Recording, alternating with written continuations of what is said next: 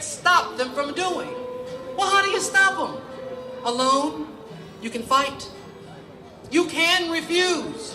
You can take what revenge you can, but baby, they will roll right over you. But two people fighting back to back can cut through a mob. An army can meet an army. Two people can keep each other sane, give love, hope, massage, support. Three people are a delegation, a committee, a wedge. With four, you can play bridge and start an organization. With six, you can rent a whole house, eat pie for dinner with no seconds, and hold a fundraising party. A dozen make a demonstration. 100 fill a hall. 1,000 have solidarity and your own newsletter. 10,000 power and your own paper. 100,000 your own media. 10 million your own country. It goes one at a time. It starts when you care to act. It starts when you do it again after they say no. It starts when you say we and know who you mean. And each day, brothers and sisters, each day we mean one more. Today.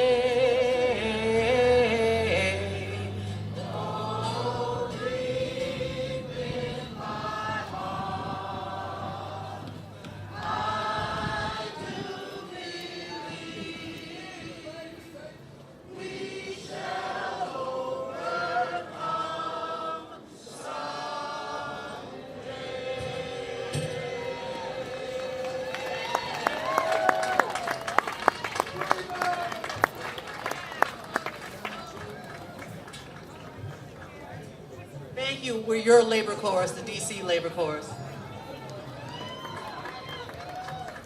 And we're going to hear more from them later.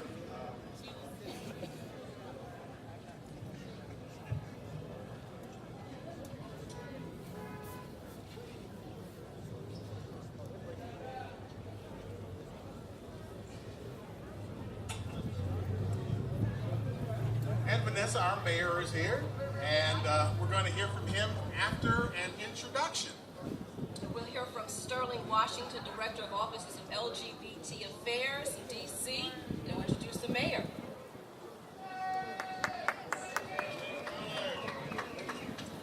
Good afternoon.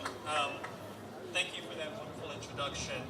I would be remiss if I didn't thank Mayor Vincent Gray now for recently appointing me as Director of the Office of LGBT Affairs.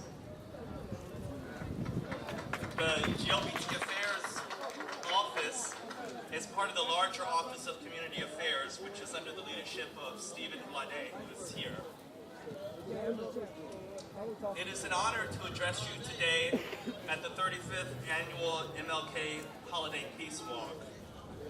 This Peace Walk commemorates Dr. King and the famous marches from Selma to Montgomery for voting rights. Those marches were a turning point in the civil rights movement. It was those marches that brought attention to the brutality of Jim Crow when innocent marchers were attacked on Bloody Sunday. The attacks on the marchers in Alabama spurred then-President Johnson to present a bill to a joint session of Congress, a bill that would become the Voting Rights Act of 1965. Those images of innocent marchers being attacked brought about sweeping change resulting in voting rights for all Americans. It is a clear reminder why each of us is important to this effort today. Do not think for a moment that your presence in this peace walk is insignificant. Each and every one of us is important to this effort. We will not achieve peace in our communities unless we take a stand. We may not be in the limelight, but our participation is crucial. One of my heroes is the late Bayard Rustin, a man who was enormously influential despite being largely behind the scenes. As Deputy Director of the 1963 March on Washington for Job and Freedom, Rustin was the chief organizer of that successful march. He'd also been pivotal to establishing nonviolent resistance as a strategy for the civil rights movement. Rustin instructed Dr. King on how best to implement this strategy and remained a chief advisor to Dr. King for the rest of his life, helping to organize the Montgomery bus boycott, as well as the Southern Christian Leadership Council Conference. Rustin, again, was a major player in the civil rights movement, although he received relatively little attention at the time. That was due in large part to Rustin's homosexuality. He was an openly gay black man at a time when the world was not very open and affirming of the lesbian, gay, bisexual, and transgender community. Thankfully, things have begun to shift in that regard. But Rustin is an important reminder that we draw enormous strength from our diversity. The diversity of this peace walk today is apparent. It was multiracial. Men, women, and children participated.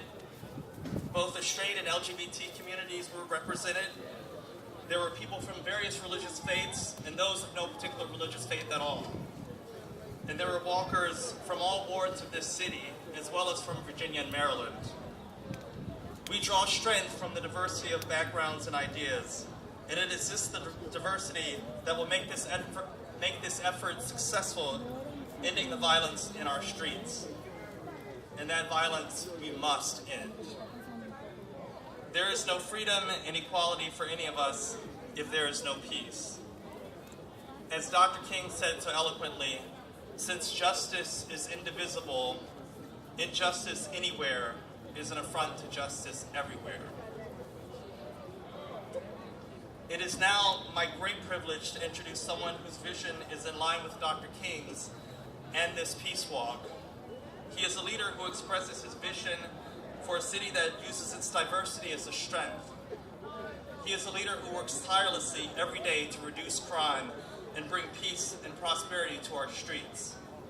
And he is committed to knocking down the economic, political, geographic, and social barriers to unite us as one city. Please join me in welcoming Mayor Vincent Gray.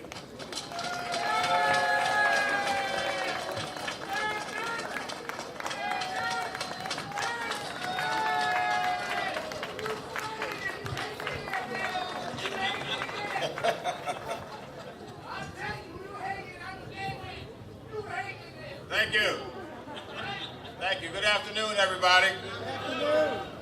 I am absolutely delighted to be out here in the District of Columbia, to be out here east of the river, to be out here in Ward 8 as we come together to once again celebrate the birth of Dr. Martin Luther King. This is his 84th birthday this year. And what a momentous occasion this is. First of all, I want to thank Sterling for those excellent words, for reminding us of the legacy of Dr. King and the sacrifices that he made so many years ago for the freedom of so many.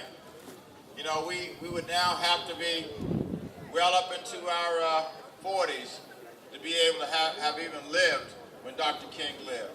It means that we've got to work even harder to make sure that our young people understand who Dr. King was and what Dr. King stood for. The great Dorothy Height once said to me, she said, "Vince, we have young people walking through doors today and they don't even know how they were opened." And that is a reality. And that is up to us, ladies and gentlemen, every one of us, to make sure that our young people who are benefiting from the work that was done by Dr. King and so many other civil rights leaders know how those doors were open and know how they have a responsibility to keep those doors open. This year is just an incredible moment. We celebrate the birthday of Dr. Martin Luther King on Monday. It is the official holiday, the same day that we celebrate the second inauguration of the first African-American president in the United States of America. And let us not forget this opportunity. And let us also remind ourselves that every year on Dr. King's birthday, it is a time for us to pull out the checklist and say, America, America, where are we? Dr. King was a man of nonviolence. Dr. King would be deeply upset about what he sees going on in America at this stage. Dr. King would be deeply disappointed. He would be depressed. He would be upset. He would be angry about what happened in Newtown, Connecticut. That somebody who's clearly mentally ill was able to walk in a school with a gun, an assault weapon, and kill 20 of our young people and 6 other adults. That is a travesty. Dr. King would be upset about that, ladies and gentlemen. The question is, what are we going to do about it? What are we going to do?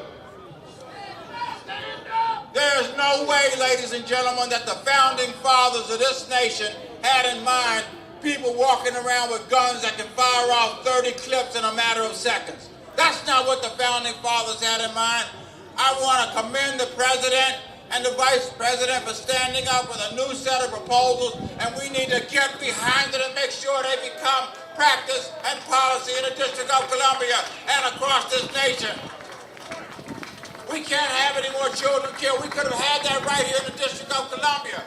But for the heroism of a man named Leo Johnson, who, by the way, grew up right here in Ward 8. The Family Relations Council. A man walked in there one day, had a bag, and when he got in there, Leo Johnson, who was the operations manager for that building, stopped him